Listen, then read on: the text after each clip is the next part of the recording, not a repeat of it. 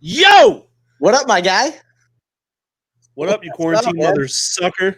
Yeah. Mother sucker. 5 days in? I think it's 5 days. It's not, listen, it's not been a week. I shouldn't be losing count of the days already. I'm using a straw tonight.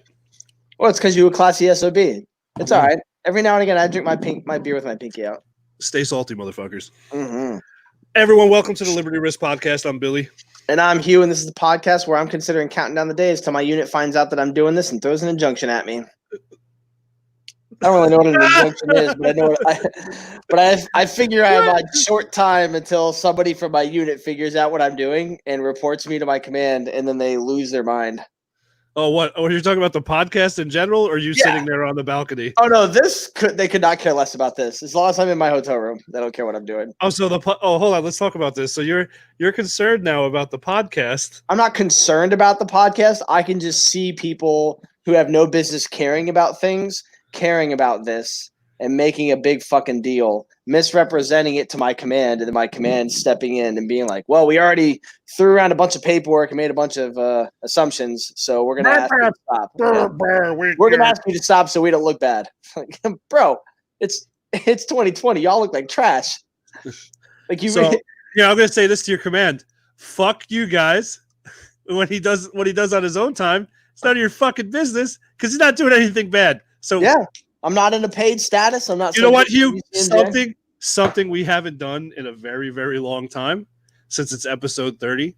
I think they deserve to eat a bag of dicks of the week. Oh, yeah. My command can totally eat a big bag of dicks. A big bag of baby dicks with AIDS sprinkled on top of it, too. Yes.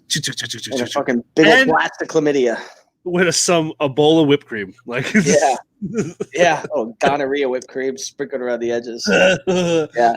Dude, it took them 2 weeks to get me these orders. Meanwhile, people in the adjacent unit got the same orders in 2 days. Of course they did. Yeah. I don't know about saying their unit significantly better than my unit, but my unit had a shit ton more paperwork apparently and a lot of other phone calls and emails for me to make. I'm applying for the orders. Why am I doing all the work? So what are you drinking today? Well played. North Coast Brewing, Scrimshaw, brewed in Fort Bragg, California. My grandparents used to live in Fort Bragg. That's why I picked this up. Oh, that's down by me. Nope. Did I say North Carolina? I meant California. You're an idiot. I went with the Jesse James again. Well, if it ain't broke. Hey, whatever. Yeah. It makes the pain go away. So, dude, I want to show this. I want to show this article real quick because I'm super excited to see how many people. You'll see what I mean. Okay, that's good. Is this the Gazelle Maximilian thing?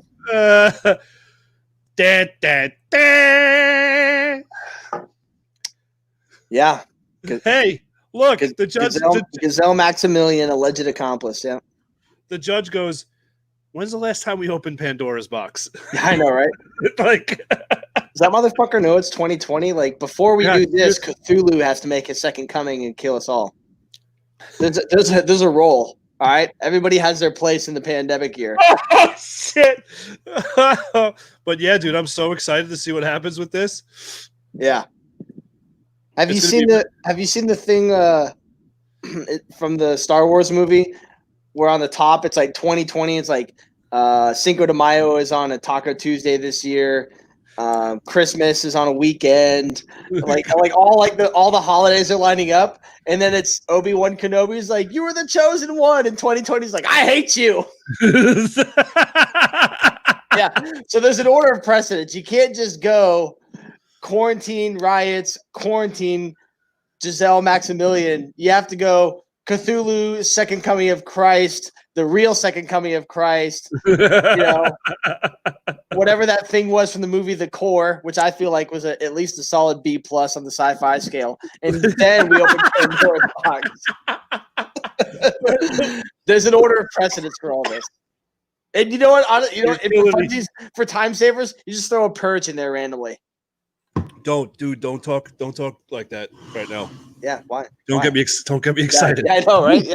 You know what the best part is? Like, I could see just for funsies, like it starts in California. These people come out like loaded for bear in the States. Like, where did you get all those? We made them illegal. Dude, I would love to if the fucking Purge music played right now. Oh. Did they do that in Louisiana for a little bit? They played the Purge music to get everybody. Yeah, remember? We talked about that. One of the past episodes where the sheriff's department that was so great. And played the fucking Purge siren. If you're gonna have fun, you might as well have fun, right? Oh man! Oh, Louisiana, way to continue to set the bar low. Oh God! Oh, Tom Segura, one of my all-time favorite stand-up comedians. Yeah. Absolutely fucking hates the state of Louisiana. He goes talk about it one of his stand-ups? How much? Not just one. He talks about it in back to back. He even in his new stand-up, he brings up what he said in his old stand-up. He references it verbatim. Okay, and he's going, and then he literally looks at the camera and goes, "Yeah, you Cajun motherfuckers down in Louisiana, still fuck you." Like, yeah, I remember that. That's good stuff. It's good, high quality, lowbrow humor, is all it is. Oh my God, dude! He's like, Cajun people are. I'm not really American. Like I was like, they speak like 9 languages, and apparently the way you shuck an oyster is like a gang affiliated thing of some kind. I don't really know. Have to do with like the length of your blade and like the number of band-aids you have. The Crips and the Bloods of oyster shucking. Yeah. Talking about seafaring stuff. I noticed that not one of these boats has a catchy name. And honestly, I'm a little upset. Like, I don't see one chum bucket. Or like one that says finally divorced. Yeah, I don't see one that says finally divorced or finally divorced the sequel. Yeah. I don't see one of them that says white scuttlefish matter. Like nothing fun out here at all. There's nothing good out here. You said white scuttlefish matter. I'm gonna get us on a walk later. We're gonna go try to find it. See if we can find it. You gotta take pictures, dude. We can make memes out of them and use them for memes of the week. I see one that says third wish, but it's really, really small. So I don't know if it was like a guy that had everything or like a guy who had so little that was like the epitome for him. Like that was the that was it. That's it. Time to be done. That was it. That was all. Yeah. That's all she wrote. Yeah, that's all she wrote. Oh, divorce is on the way. Time to get mine. It's just, dude. You know what? I gotta find a list. I had a list when I was growing up because I grew Funny up. boat names. Yeah, I grew up in Port Jefferson, New York. So we were in the harbor, and there's 120 slip docks out there. So you could have 120 boats, up to 120 boats out there, right, at one time. There's some good names. Oh, dude, there was like one of them was like throw her legs back. That's probably inappropriate. Yeah, you probably can't get away with that anymore. No, not anymore. Then there was another one. There are things you could have done in the 80s that you can't get away with, but that you should be able to. I'm not saying that's one of them by any means, but I think we can all agree that in today's society, there's some things that we used to do back in the 80s we should be able to get away with. Like, I think we can all agree that there's an inordinate amount of people who've never been punched in the face for saying something stupid. And I think that's a thing we should be allowed to do. Oh, dude, I used to say that all the time, that everyone should get one. Like, not like one a week. Oh, that's my thing. My thing is like everybody gets one. You get to what? It doesn't matter what it is. Everybody gets one. So if you decide to mouth off, I'm gonna make a calculation in my head. Yeah, no, like not one. There's not one boat out here entitled Wet Dream. Actually, me and Rich served together. Rich, have you seen any other funny ones? We've seen. I mean, there's. Man, I'm so mad they're already out here. There's a couple of like I saw one boat. It was pretty creative. And hold on. You know what? Now that we're talking about this, now you want to look it up. Let's go ahead and look up some. I just think that there are certain things I should be allowed to get away. Like all right, so I don't know if you were ever allowed to get away with it, but I notice that when I'm driving, if I get irritated, I high beam cars in front of me, and I know you're not allowed to do that. This is my favorite. This is my favorite one. Let's see it. It's called. This boat name was She Got the House. That's pretty clever. That's pretty clever. Yeah, that's a good one. You know what? some fun ones are there's a Progressive commercial where they talk about how they cover boat insurance, and Flo is riding her little dinghy through the harbor, and they're all like Progressive related. They're all fucking clever, like all 9 of them. I mean, it's probably not that difficult. Her name is Flo. Oh my god. Okay, so here I found a What website. else you got? I found a website. Here we go.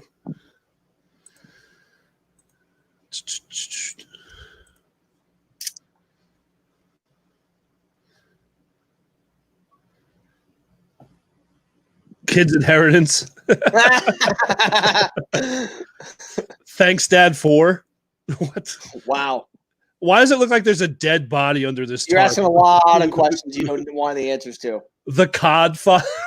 See, that's clever. That's clever. Not on call. Okay, I'll give you. Yeah. Prior 5-0 or 5-1. That's pretty good. Oh, Beyonce. Oh, okay. Beyonce seize the day. That's probably a guy that has a really crafty man shed thing. Yeah, here it is. She got the house. Yeah. Unsinkable 2. That's fucked up. That one's great. I love that one. Error 404. It's not found. In a meeting. That's a good one. Last dinghy I'll own, number 4. Bro, I don't know what's going on with the people out here. Whatever. Well played. My option 2. Ah. Yeah. My Xanax. Now who's the loser, Dad? That's some petty shit. That's some petty shit. That's a dude whose dad is dead. He definitely named that because he couldn't get the last in. Ship happens. See, that's a clever one. Baby got bass. Forward my calls. I like that one. What's her name? That's in Annapolis. Oh, God. Oh, those were good. Those were good. Those are good. So I don't know what's going on with the people out here, man. That was my favorite one. All these people are wearing masks, which is all well and good. But they're like layering up. Are you anti-mask? I'm not anti-mask. I've said this before. I am not going to wear a mask because I am not as convinced as other people are that this is really worth worrying about. Now, that having been said, if I go somewhere and your policy is that I will wear a mask, I will wear a mask. I'm not going to throw a fit or a tantrum, but it's not going to be my go-to to throw a mask on every time I leave my area. And here's the thing. So like we both know people who work in medicine, and you know many of them have said, yeah, this is a problem. This is a problem. This is a problem. People are dying, and I get it. I'm not discounting that is happening. Absolutely. However, I've also talked to people in medicine that are like, it is not that big of a deal, comparatively speaking. It's killed less people than the flu. It's like you get really, really sick and then it goes away. We didn't make a national crisis out of all the rest of them. And I'm just and given the short amount of time, like realistically, March to July, 5 months.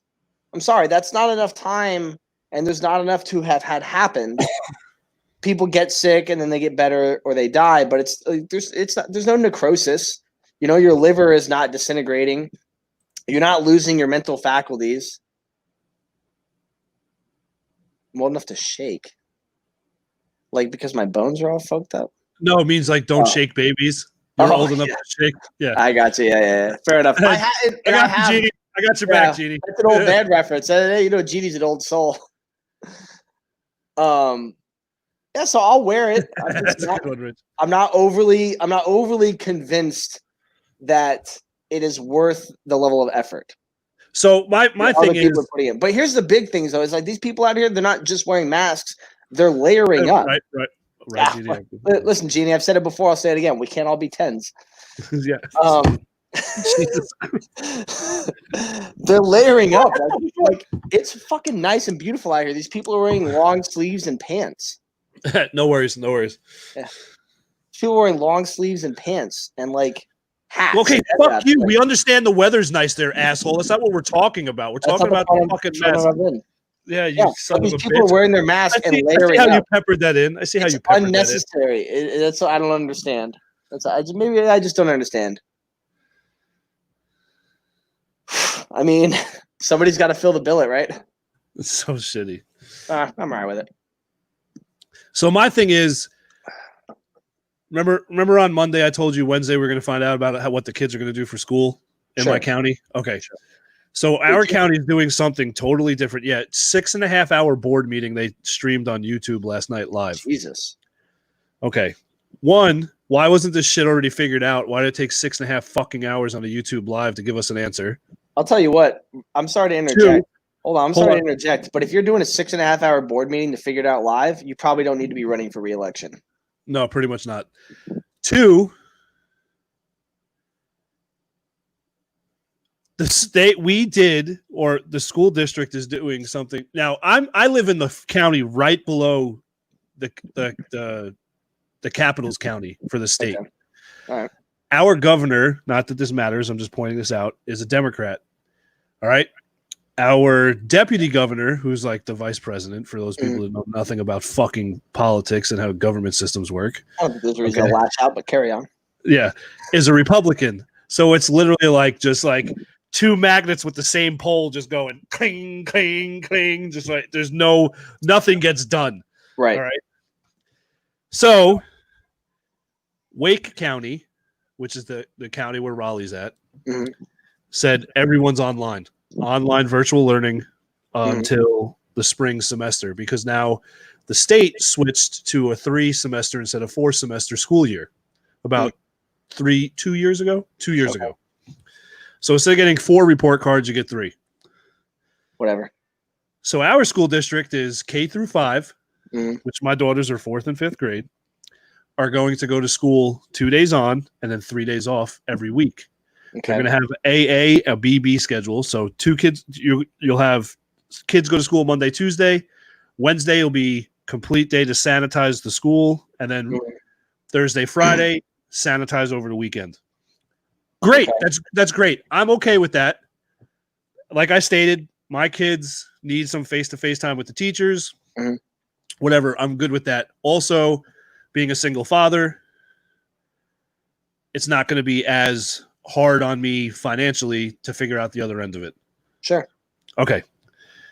So I was sitting down talking to my daughter's grandfather, which is their mother's stepdad.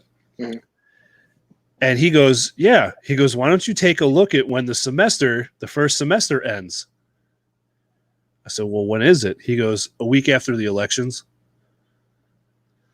He goes, how much do you want to bet that all of a sudden this is okay and everyone goes back to school and it was just like the flu? Yep. And I looked at him and I went, you son of a bitch. You know what? So I'm saying that now to you on air on our 30th episode, and I want to see if it's going to fucking happen. You know what? What? I think now that you mentioned that, fall schedule. Old Dominion, I think, changed their. Jeannie, how you feeling, by the way, while he's looking that up? I'm sipping on whiskey tonight. Cheap shit, too. So very cheap stuff. So check it out. This year, our session 1 begins August 15th. Okay. And fall classes end November 18th this year. Wow. Yeah. Instead of beginning at the end of August and going to the first week of December, we're basically ending. You're going in later, just cutting it shorter. No, we're going in earlier. We're going in earlier, like 2 weeks earlier. And cutting it shorter on the back end because it coincides with the fucking election cycle. Yeah. With the fucking election cycle. Yeah, listen, we're not the first people to say that, but I know you and I have both seen memes and pictures. Of course. Good, I'm glad you're feeling better. We've seen pictures and memes about I told you one the other day. It was like Aren't you worried about the COVID? No. Why not? Or next year? No. Why not? Well, it's not an election year next year. So, I mean, I'm not a conspiracy theorist, but there was a lot of stuff going on with even in Virginia. My dumbass governor, he put in a fucking every other state had a lockdown for a certain number of weeks. He had, I think it was like 10 weeks or something like that. And it ended right after our state election. And he tried to push everybody to vote by mail and vote away. But he wasn't shutting down big bulk package stores or anything. And so then people were like, they're getting really mad. They're like, oh, if you care about other people, you'll vote by mail and whatnot. Like, there's nothing wrong with voting by mail. And then, people voted by mail. I didn't. I went in and out in 10 seconds. And then the fucking, some people's elections, some states' elections came and went. And what did you have? Voter fraud. You had dead people that were voting. You had people's votes getting counted 2 or 3 times. You had ballots missing. You had entire districts that lost their fucking mail-in ballots. You get what you get. I'm not saying that, your health concerns weren't valid. I'm not saying that the health concern overall is not worth worrying about. But I saw a meme today, and I know people watching have seen it. Billy, I know you've seen it. Right now, the government only said wear a mask, and everybody was like snap to. They all heave to and try something. You're lucky they suck your neighbor's dick. Yeah, it's pretty bad, dude. It's a society of free thinkers, like, to me, almost doesn't exist anymore. And I understand that there's a pandemic. I'm using fucking air quotes for those that are not watching or listening. I understand there's a pandemic, but for Christ's sake, stop being sheep. Well, listen, I've said it before. I've said it mostly sheep. In the military. Is a person is smart, but people are dumb. Yes. You can talk to one person day and night and be good to go, but as soon as they get into the group, I don't know if it's people they shy away from agreeing with their self, or they're like, it's just easier to go along with the masses. So they're like, nope, this is a problem. I agree with the mass. Whatever the mass wants to do, that's what we'll do. So yeah, I don't understand. I'm not so to answer your question, I'm not anti-mask. I'm just not going through the level of effort that other people might be going through. Fair enough. And just to be clear, I have always washed my hands. Dude, come on my nose. So I didn't just start doing those things all of a sudden. Like, you didn't just start being an adult. Yeah, and I'm not telling everybody like, oh, if you wash your hands, you're a piece of shit. Like, what, you fucking sheep? No, come on. But I gotta kind of agree with the people that are like, you're losing exposure to certain bacterias with these levels of protections that you're taking. I'm like, all right, like, I'm inclined to agree to that. The thing is, though, is like, I don't really know enough about the human body to really be able to sit here and explain to people why you should or should not be doing certain things. It's like almost every day I'm like, oh, that's new. Oh, like, oh, whoa, yeah. That does that? Oh, seriously. Like, if you're ever going to introduce me to a friend, not you, because we only know terrible people, but, if I ever meet any of you somewhere and you go to introduce me, just be aware. Hugh doesn't really know a whole lot about the human body, so if that ever comes up in conversation, dude, when I introduce you to people, I'm weary anyway. It has nothing to do with the human body. I'm like, fuck, what is he going to say? What is he going to say? I made it. I'll tell you what. I know that I'm not getting. I know that I'm getting worse overall as a person because I made a comment that I would have made in our circles. It wouldn't really be that big of a deal, but I was over before I got out here. I went over to a friend's house for dinner. And his wife asked if we were ready to eat. And my buddy's like, you down? I was like, yeah, man, down like syndrome. Which, of course, I find to be hilarious, but I was not aware of my environment and realized that joke was offensive to other people. And so, like, some of them were like, oh, God, the fucking ugh. Yeah, it's like you just shit on their dinner plate. Yeah, right. Oh, the heathen peasant. And my buddy was like, hey, listen, that was pretty funny. I'm like, no, you're right. Like, I got to go to therapy. I'm not saying it's not funny. It just wasn't funny to them, and I get that. But, that's how I know I'm not getting any better. That's how I know I'm not going to do any better. Oh my God, dude. So like, I made some notes for today's episode. Yeah, you did. I wanted to talk about these really quick. Let me clear out all this other bullshit going on here. First, I wanted to congratulate our friend Danique. She was on the DL podcast, episode 5. The podcast we were talking about on Monday. Yes, and honestly, it was some heart-wrenching shit. Like I knew some of this stuff, but I didn't know to the extent. And I'm sure, and I know that that's not everything either. But we said it on Monday, and we'll say it again. Like to have that kind of strength to be willing to tell your story. And most podcast guests, my understanding is that they change their name to protect themselves, which I fully understand and support. Like that's a smart idea, especially if you're just like, I'm just telling my story. I'm not doing anything about it. But Danique went in there, guns akimbo, said her name, the company she worked for, or started, excuse me, you don't work for that company. That company works for you. Hashtag boss lady. So hashtag mouse. Man, it was tough to hear. And honestly, I'm kind of waiting for the Military Times to report Charleston military base burns down due to riots from angry previous sailors. All Master Chiefs strung out on the yardarm and shot. I'm not.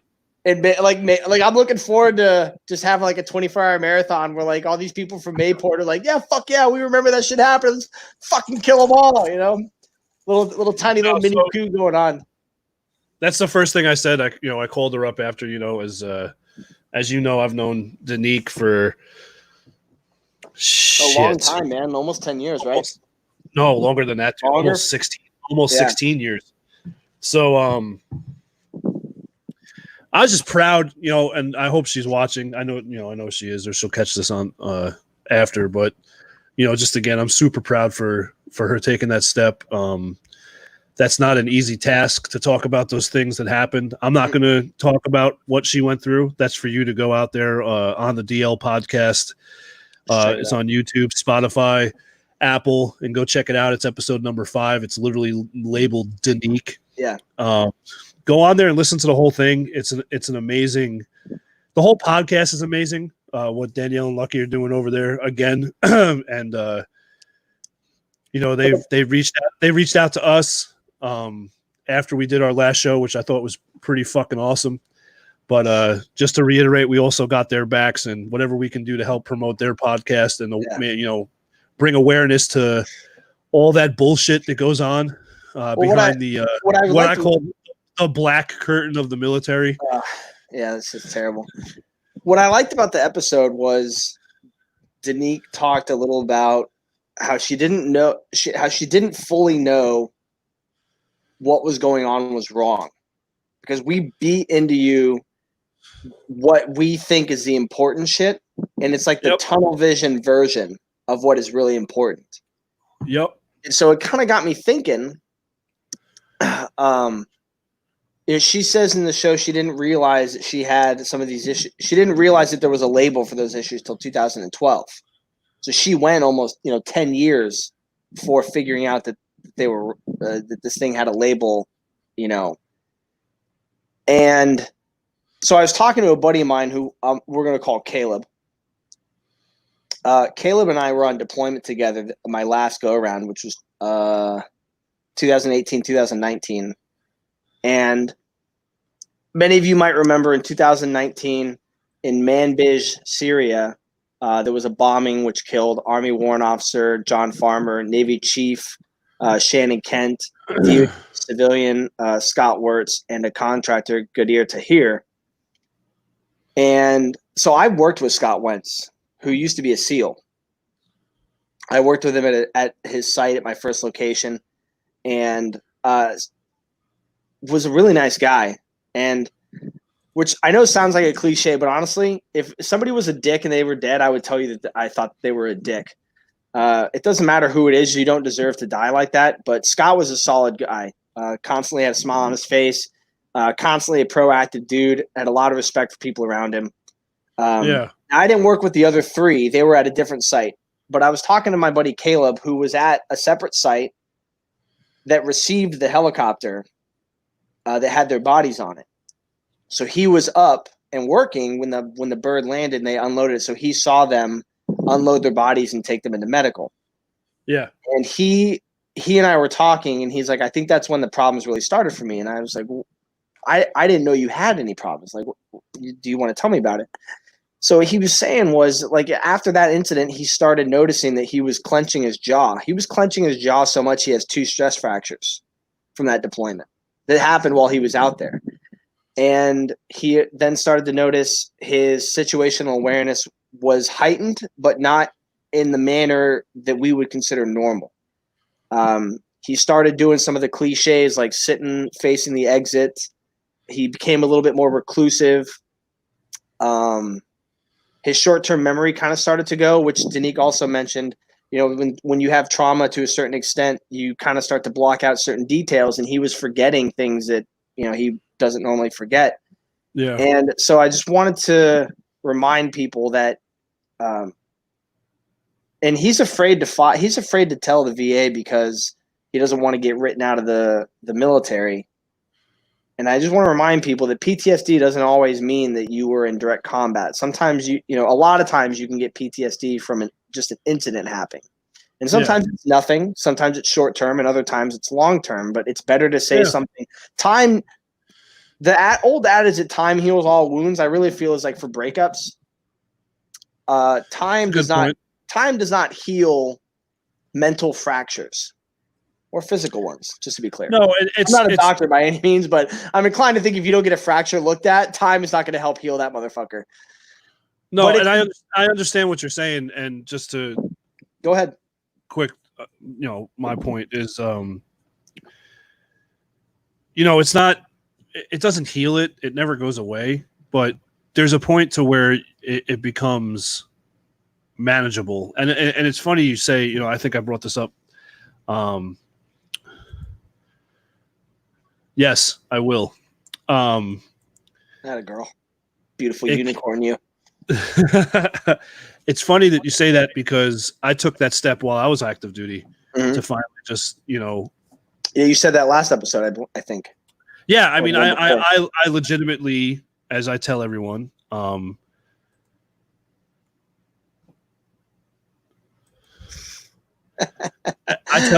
legitimately tell everyone that I'm a failed suicide attempt, meaning that I tried to take my own life, and I failed at it, and I'm glad I did.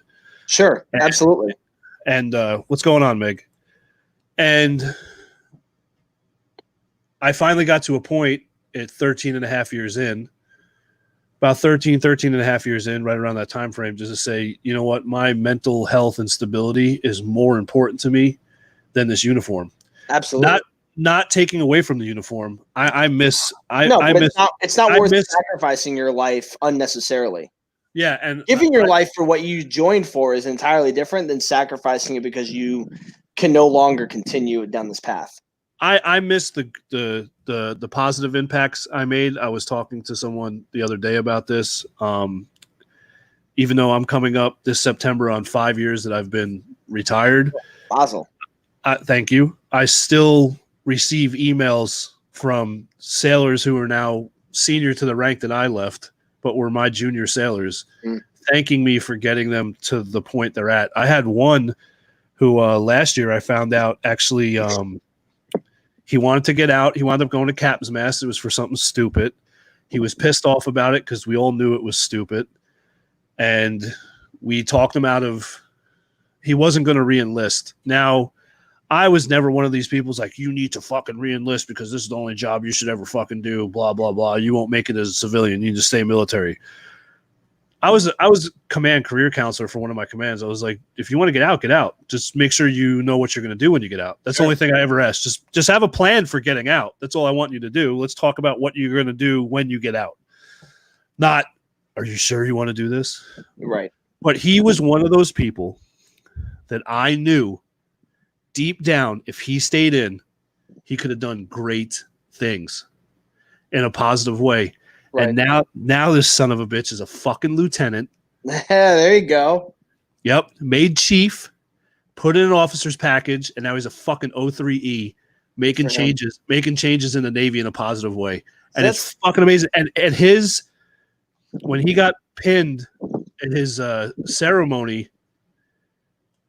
I get this email of this video and I'm watching it and I start crying because he flat out said, one of the people I have to thank who's no longer in the service is MA1 Rubino. Nice. And to me, that's what the military was all about. That's what I miss.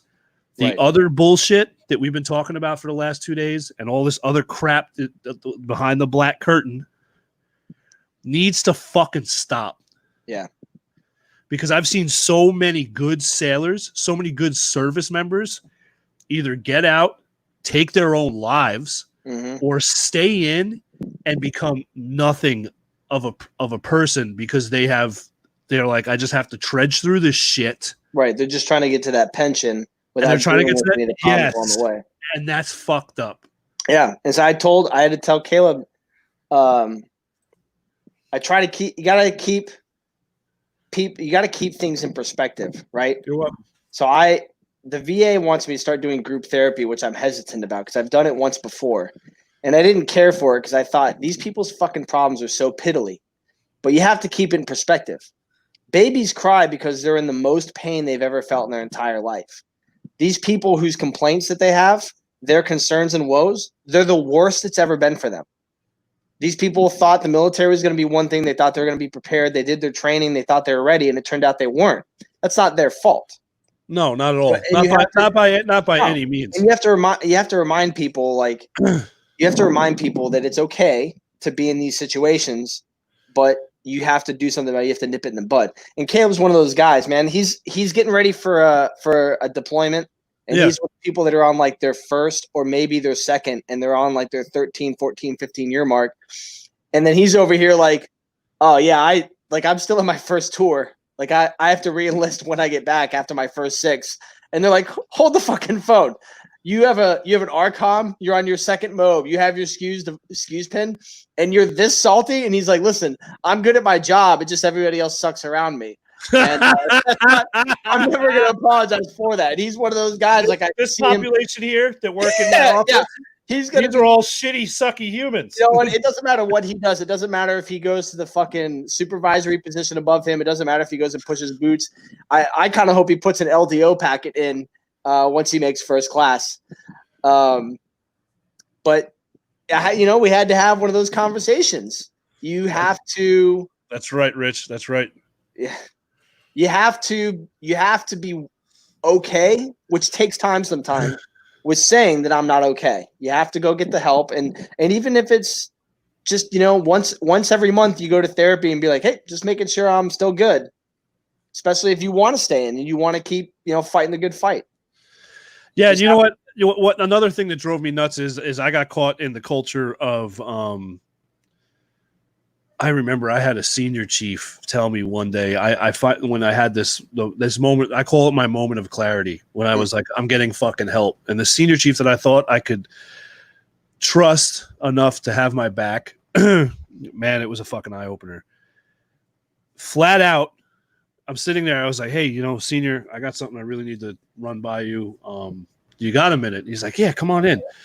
So shut the door, sit down on his, because he's a fucking senior chief, so he's got a big ass office with like 3 couches, a 75-inch fucking TV, a mahogany desk from it looked like a fucking something that pulled out of the first White House before they burnt it down. You know what I mean? Like shit like this. He ordered from the supply catalog. Meanwhile, down in our supervised at the E6 office, we have desks from fucking World War II still. Like, you know what I mean? Like old metal old shitty steel desks. Metal ones they don't close properly. Yeah, the drawers are like so I told him, I said, hey, look, I gotta go to mental health. This is what's going on. He flat out looked at me and said, stop being a fucking bitch. Yeah. That adds up. This is gonna fuck your career. That's more fucking important. You're close to fucking retirement. Stop being a bitch. Suck it the fuck up. I was done. After hearing that, I was just fucking done. Yeah. You know what I mean? So my point is, because I think this is geared more towards not taking away from the females by any means. I hope that we've made that very clear since Monday. But I think more towards the guys is that premise of if you talk, you're a pussy. You're a bitch. Yeah, we definitely portray that mentality still that we need people to not say it. You need to be tough. Guys are tough. Blah, blah, blah. No, and my point is, if you're hurting mentally, if you physically get hurt, obviously go seek help. Right. But mentally also, there's nothing wrong. Absolutely nothing fucking wrong. No, and we talked about it with Luke on the show. The that big dick energy, our generation is winning that dick measuring contest by going and asking for help. By speaking up and saying like, hey, something's not right. I need to get this shit fixed. And yeah, you're right. We're getting met with opposition from these senior people who that should have been retired out 5 years ago. Oh, absolutely. These cocksuckers that are like, there are people in my unit that are fucking adulterers, gamblers, drug addicts, but our unit won't fucking say anything because they don't want to hurt their boys. They want to protect the mess and whatnot. But these are the people that are hurting them. We need our people to get through long enough for those assholes to be out.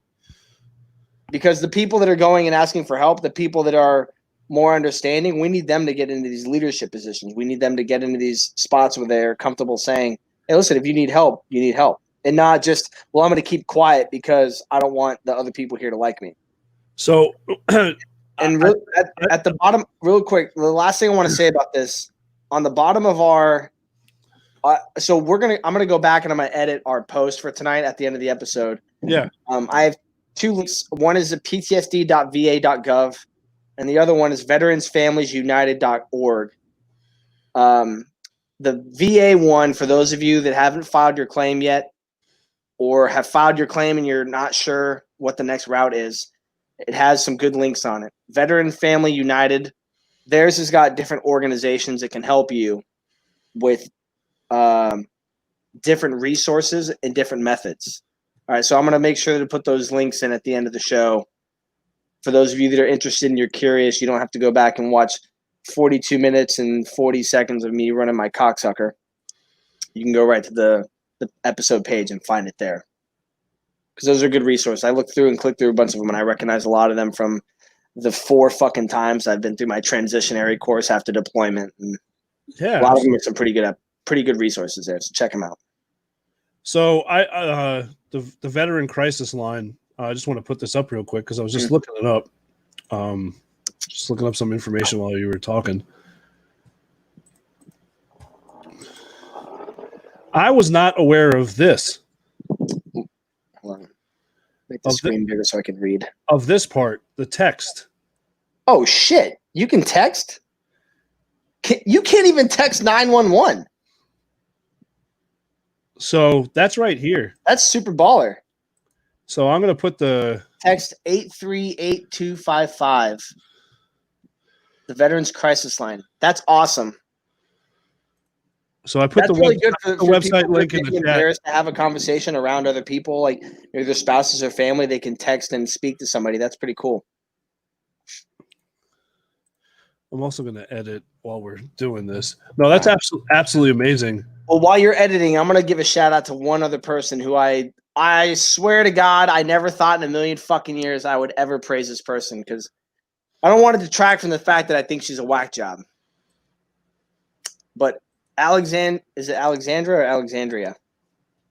AOC was called a bitch by one of the Florida Republicans. Oh, Ocasio-Cortez? Yes.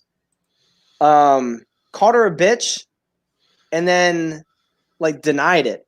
When confronted about it, basically said oh, it was a conversation.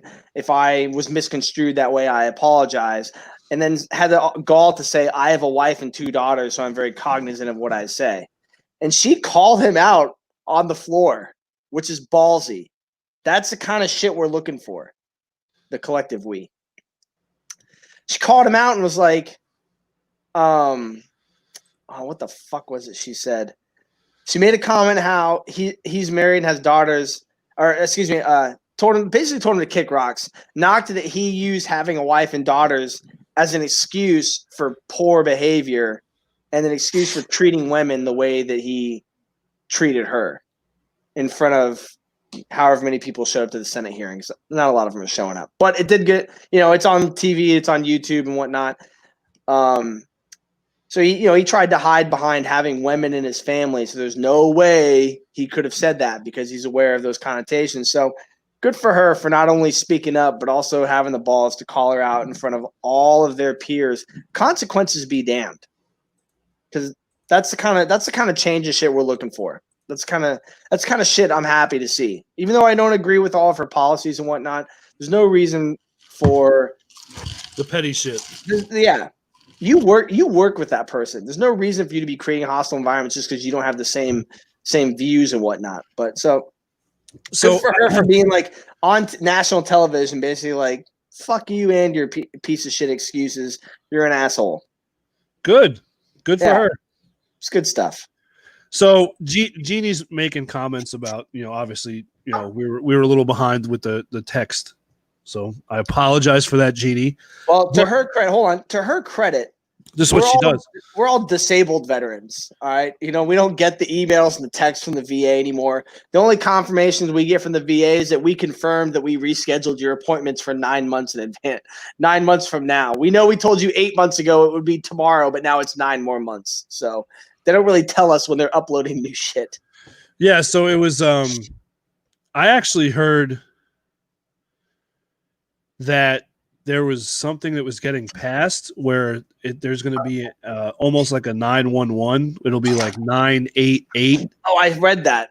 I don't know if that was true. I know it's out, but it's not complete yet, and I can't remember what the number was. But you'll be able to dial 988, something to that extent, and somebody will reach out to you in an emergency fashion. Okay, So Jeannie, and please correct me if I'm wrong. So it's going to be this. Yes, she will. So it's going to be to the same effect as if you're in crisis. You can dial 988, or hey Siri, blah blah blah, dial this. Which my phone's probably going to fucking go off right now. And it'll connect you to. Is it the crisis line? Let me. I'm sitting here asking questions. I got a fucking computer. My dog perked his head up. He heard one of the fucking sea lions out there and popped his head up off the bed. It must be the beautiful weather. That's why they're out singing. You can ignore me all you want to. I know you heard me. Yeah, fuck you and your fruity weather. Piece of shit. Let's see. Oh, here we go. 988. Oh yeah, so they approved it. So in 2 more years, depending on the the coming of Cthulhu and whether or not we have a society after that.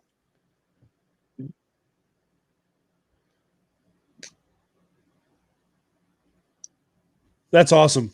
I'm so fucking happy about that right now. I think that's awesome. Yeah, it's 988.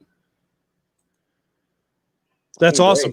That's awesome. I think that's an amazing step, especially with our generation that goes through what what we're going through with this crazy war. And we were. The other thing is I wish these resources, the PTSD, what it used to be, shell shock.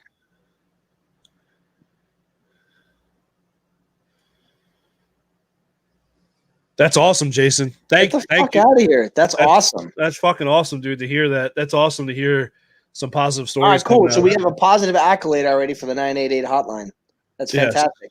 So that's great. But yeah, hey, keep in mind when you call the suicide hotline, one is for veterans, but that doesn't mean they will not help civilians.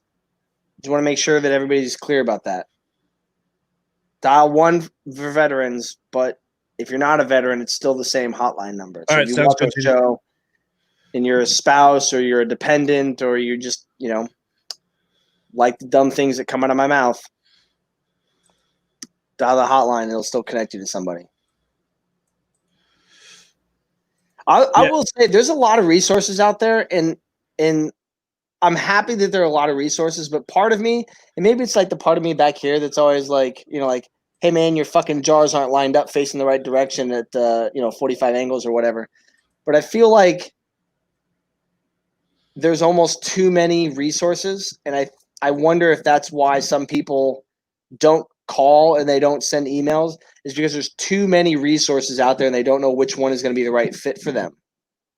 That's very possible, and you are right about that. There is, I think, I've made that comment to Danique before about, when the time comes to expand Leashes of Valor, instead of opening a new place, getting another company to sign up and be like under your banner. So like Leashes is the umbrella company, and then you have these places, these locations, and then at least they would all do it the same. But I can't help but wonder if, these places in Kentucky and Iowa and Washington, California, Maine, Illinois, Texas, they all do something differently. And it's like, how do you know which one is going to be right for you? Oh, I actually have that on my phone. Really? Yeah.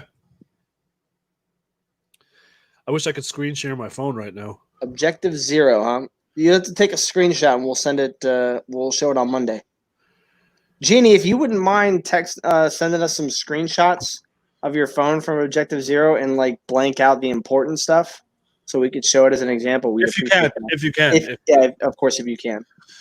So yeah, no, it's good to. I'm glad we're retouching on this subject again, because I think it's something we always, and I love that we always come back to this and reiterate, because I know both of us have either directly or through our very how can I say it, closed group of friends that we have know people that have taken their own lives. Sure. And 99.9% of those people being service members, and most likely saw some kind of combat, unfortunately, or because of other situations that have happened to them in the military. But it's really also great to see that, like you touched on, that our generation is a generation that isn't afraid to speak up, and it's making these changes like 988 and making it okay to get help and stuff like this, because I think with the evolution of the internet and social media really, really, really changed the way people view their own injuries. Because now you can create an anonymous account on any website and tell your story. You can create an anonymous account on any website and go on and read other people's stories and realize that you're not the only one. 15 years ago, you couldn't do that. No, absolutely not. 2005, MySpace was the height of social media. Well, even when I first came into the military, Facebook was coming out that year or the next year, what have you. Even when I first joined the military back in 2000, okay, we were still using snail mail, and to write dial-up. And to write emails to your family, you had to download your email on a disk and go bring it to the IT fucking guys so they could scan it before sending it out through satellites. Even my 2012 or 2010 deployment, the best way to communicate was to go to the AT&T call trailer and hope that a satellite was in position. So I think that with the evolution of social media, which I think it could be reasonably argued that social media is probably one of the greatest and worst inventions and evolutions in modern history. Absolutely. But it has provided people the avenue to find help, because people will go online and find whatever it is that they're looking for. It doesn't matter what it is. When you jump online, you're looking for a certain thing. And so I think people who have not found the help through the military or guidance or friends have found Reddit and Tumblr and closed Facebook groups to read other people's stories and feel better that they're not the only one. And now what we need them to do is we need that next step, is we need them to be willing and able to go in and say, not only did this happen to me, but these are the situations. And for those people that were sexually assaulted or that were raped or what have you, they need to go in. They need to be comfortable going in. And not only do they need to be comfortable going in and name dropping, but like on Danielle and Lucky said on their show, we need people that are trained to handle. Thanks, Jay. To handle those situations properly, and are not worried about comeback from their command. Oh, and in fact, now that we're talking about it, I was talking to another friend of mine who works at a hospital. She works at a hospital near base, and she gets members that come in for sexual assault. Yeah. And they have to send them to another facility for a rape kit. So hold up. So you come in now. Remember, I did law enforcement for a very long time. Yeah, I know. Okay, so you have to go to the initial facility. Yes. Now, my understanding is just for the incident that happened. Yeah. Then they're going to take you from that facility. No. They send you. Oh, so now you're on your own. Yes. So now listen. Fuck even if you come in with one or two friends, they have to tell you need to go here. Fuck that. I'm thinking, as soon as I walk out the door, I'm going the fuck home. This is clearly not worth my time or effort anymore. Exactly. And the problem with that is, okay, let's take the most. I'm gonna go. Don't do it. You can't make examples and always go full left or right. You have to make reasonable examples. No. So like, say someone's raped. Okay. Yeah. All right. So when that happens, I'm looking from an evidence point of view. If you let that individual leave, right, that facility, a case against the person that committed the rape, could possibly be fucking thrown the fuck out. Yes, I agree with you. And that's where I was going. I'm going full. When I say full, I'm saying, to me, going full on with that conversation was rape. I got you. The worst. You know, so her recommendation was, and I agree. There are many hospitals around military installations. Hold on, before she said on your own. The way I'm taking the conversation is that you go to one facility, and then they're just telling you to leave to go to another facility. Basically, what they tell these people is they don't have the ability to conduct the requisite exam.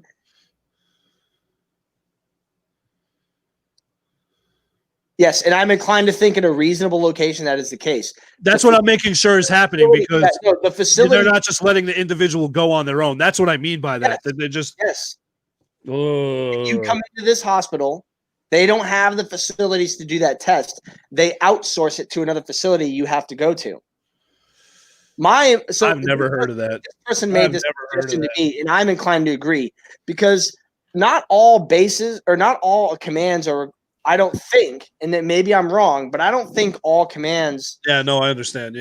Yeah, I don't think all commands have the requisite level of training. I know the base facility has somebody that is trained to do, up to a certain point, but I think a lot of people can get a small amount of training, which on the DL mentioned, they get a small amount of training, they give their PowerPoint, but they're not really qualified to do this. I'm inclined to think that these major hospitals or any military installation, the nearest hospitals or the nearest two hospitals should have a person from the base come out and instruct these people how to do this. Okay, that's what I'm glad. Okay, that's what I'm glad's happening, because the way I took it, Jeannie, was that you walk into a medical facility, they don't have the capabilities to conduct the test, and they go, "Sorry, we can't do the test here. You have to go to this facility. Here's fucking directions," and then you just get in your car and go. No. I'm not saying that's everywhere. I'm not saying that's everywhere at all. No. I understand that. At this place that I'm talking about specifically, yeah, they outsource that test. Jeez. And you have to go to their place. Jeannie, I'll call you after this, because I think that I have something to run by you. I don't. If there's a military base, the two nearest hospitals, the base should be obligated, I think, to go out to those hospitals and say, "This is how you handle this. This is how we want you to handle this. This is who we want you to call based on the branch of service." They ensure you have a victim advocate. And I agree. That's the way I know the procedure I agree based on the program and the text that is what is supposed to happen. Yeah. I think military installations should be obligated to go out to hospitals and say, "This is what you have to do," and say based on the branches and who you need to call based on if an Air Force person comes in, if an Army person comes in, a Navy person comes in, or what have you. These are the command people that you need to call if that happens. And then here's a directory. Here's a list of all the fucking commands on the base. You need to call their SARC immediately. Call them and say, "I need the number for your SARC," and say nothing else. I don't know what the extent is that you are or not allowed to call, but what my friend was saying was, though, that they receive enough people that this was something that they remembered. and they handle it very poorly. They handle them on the mostly very poorly, and these people do not receive help. And they've had people come in their command that are not in that SARC or SHARP or whatever the or if you're in the Navy, it's the SAPR program, and mishandle it entirely. It's just it confounds me the amount of money we put into training in general, and then providing training to these sexual assault response coordinators and these sexual harassment response personnel, and we don't go out on town to tell the local hospitals, hey, if you receive a person from the base, this is what we want you to do. Not to deflect the case, but be like, hey, if you get somebody from one of our facilities that comes in and says this happened, we need to know. And this is what we want you to do so that we can help that person get better, get the treatment they need, and if they choose to, file a complaint against this person. They can make a report. I know from being a master in arms that when we did for some of the bases I was at, especially when I was in Connecticut, when we did hold on one second. It's very true. No, that is true. That's true. Yeah. So we did joint drills, meaning that not every base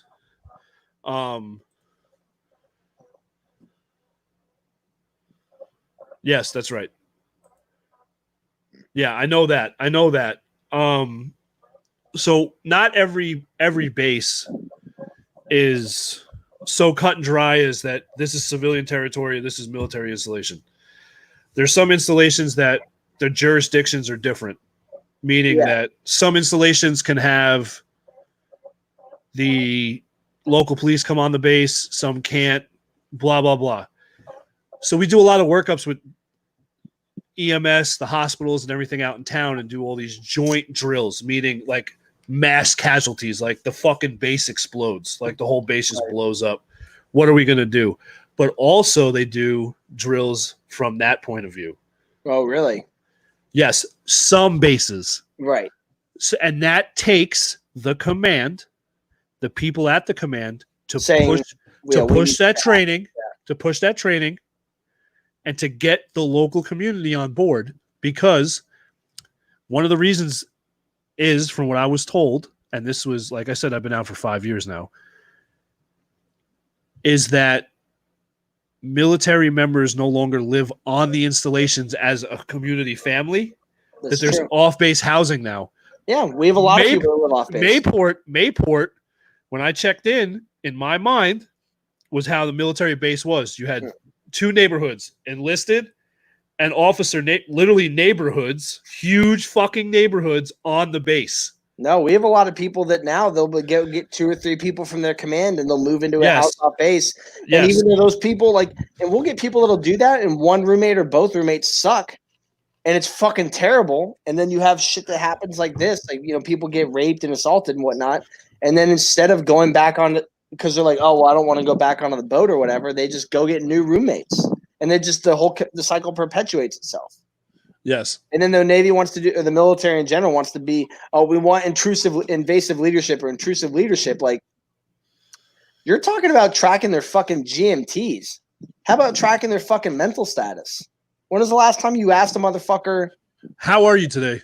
Hey, how's your fucking roommate? Because he's a piece of shit over in that command. How is he at home? Or her, whatever this case may be. It's simple little efforts that can change the dynamic of how you are as a leader and change the climate of your command. Absolutely. Simple little fucking things can go a long way. Anyway, Hugh, I know that we've, everyone knows that we're here.